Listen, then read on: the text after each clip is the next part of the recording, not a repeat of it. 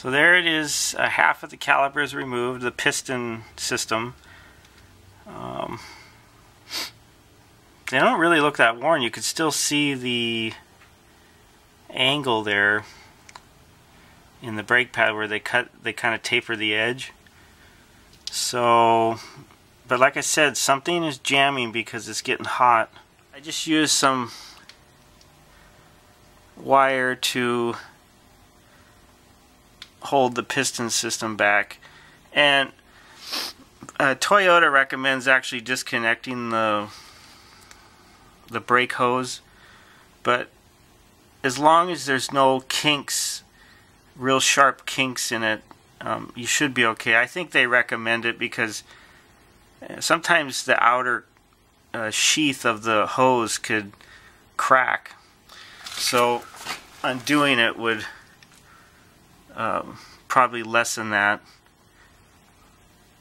But I just hooked it right back there around one of the suspension arms. So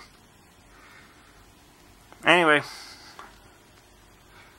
so I have to take this apart and see what it looks like and figure out why it's jamming and getting so hot. I have removed the pads and they're right there.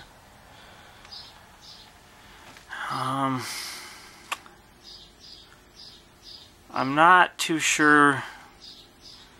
At first I was going to not do a full brake job, but I measured up the thickness of these pads against the new ones. I'd say it's about 3/16 of an inch less than the new pads. But you know, if you look at these, they don't look that worn. But the new ones are a little bit thicker.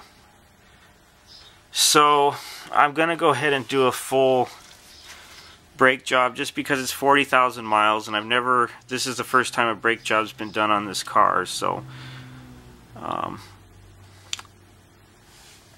like I said, I've been getting like metal clanging when I reverse the vehicle and then put the brakes on, like when I'm backing up out of a garage or something. I'll hear this clanging metal in the front. It's just once, and I think these clips here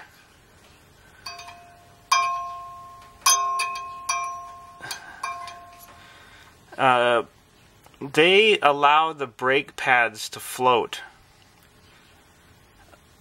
And they're on the top and the bottom.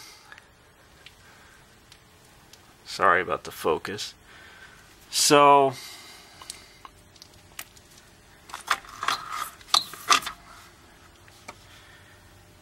see, there's the bottom one on the inner part.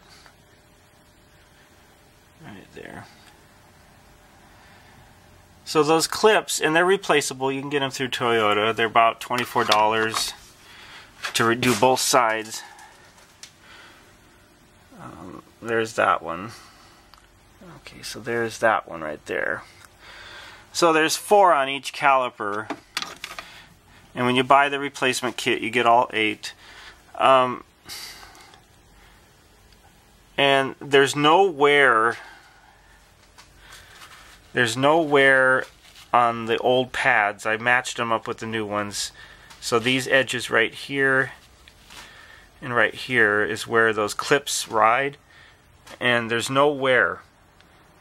So, and there's still a decent amount of tension on these clips.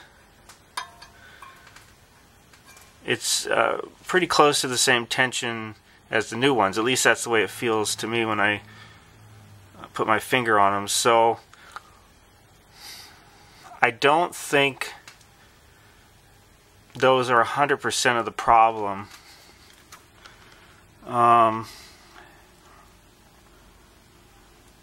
And these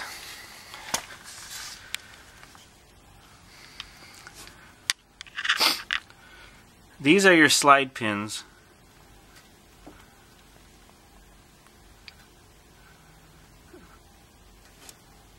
So that's what this That's what this rides on. So it attaches here, and then this moves as the piston moves.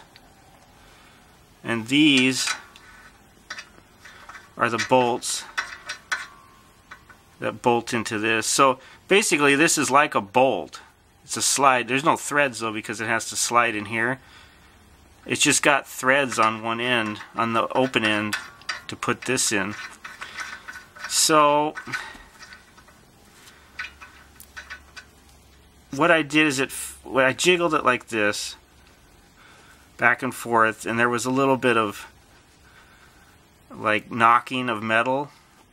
So I just turned it, and you could feel when I turned it, it felt like it broke loose a little bit, like there was just some gummed up grease or something in there.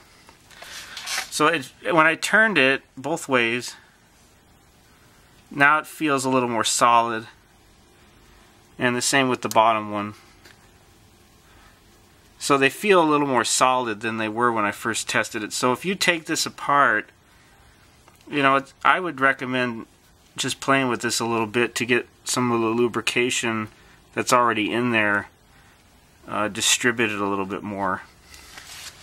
Because they get used to being worn in one spot, so you know, it might be good to actually rotate it. It might be why this line is here too, because I noticed that they put like a little, oh, I guess it's on every one. Okay, so that doesn't count.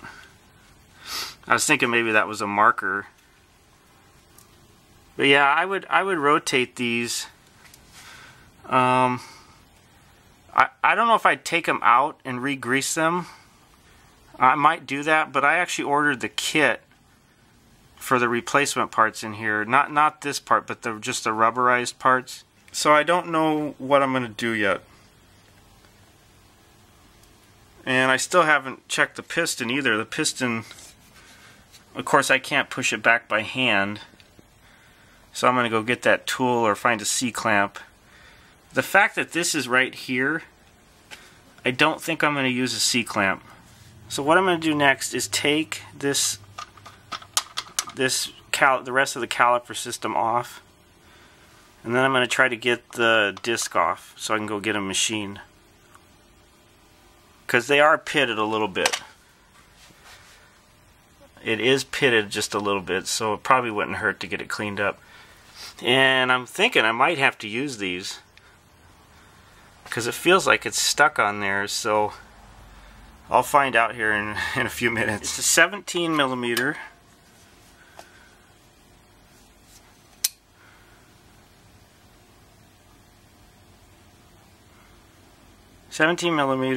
And this is a 12 point, and most half-inch drive sockets are probably going to be 12 point unless you buy them special, so that's okay.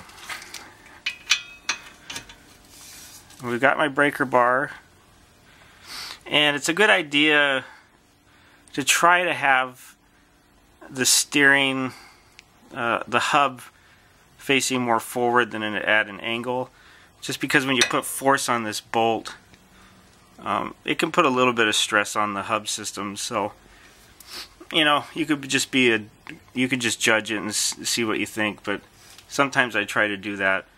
I'm going to do the top one first, and it feels it's a good fit. 17 millimeter. Oh yeah, this is what breaker bars are all about. One hand. Okay, so this is the bottom one. Double check. Okay. So get yourself a breaker bar. These things, this thing has come in handy many times. Okay, so it looks like it's coming off pretty easy. So the next thing I got to do is try to get the disc off. I usually put the bolts back where they were, just like here and here. You're less likely to lose them, especially if they're smaller. So That's just one thing that I do. Okay, so this disc is pretty solid on there. It's not loose at all. So this is what they call a dead blow hammer.